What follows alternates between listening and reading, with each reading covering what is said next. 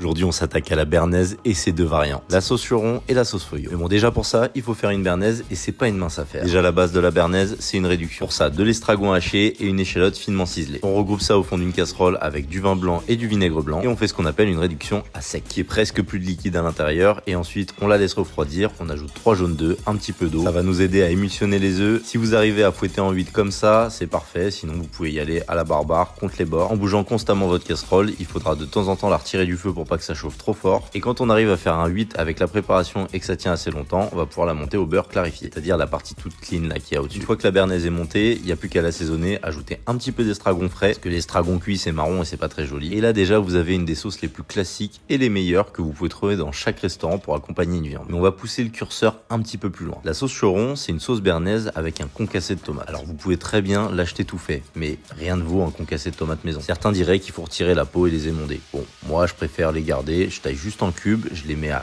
revenir gentiment sel, poivre avec un petit peu de sucre de canne et on les laisse confire à feu moyen. Une fois qu'ils sont bien confits, on peut les laisser tiédir sur le côté et les ajouter dans notre sauce pour réaliser notre sauce churon. Si vous avez déjà testé la béarnaise maison, il faut absolument tester cette variante. C'est aberrant à quel point elle accompagne merveilleusement les viandes. Rien que de faire la voix off, là j'en salis. Et pour la deuxième variante, c'est encore plus simple. On ajoute de la béarnaise et on vient y mélanger de la glace de viande. Donc en gros, un jus de viande très réduit. Ça va la liquéfier légèrement, mais elle sera toujours aussi onctueuse et sur une viande, c'est magnifique. Et toi, tu connaissais ces variantes? Allez, ciao!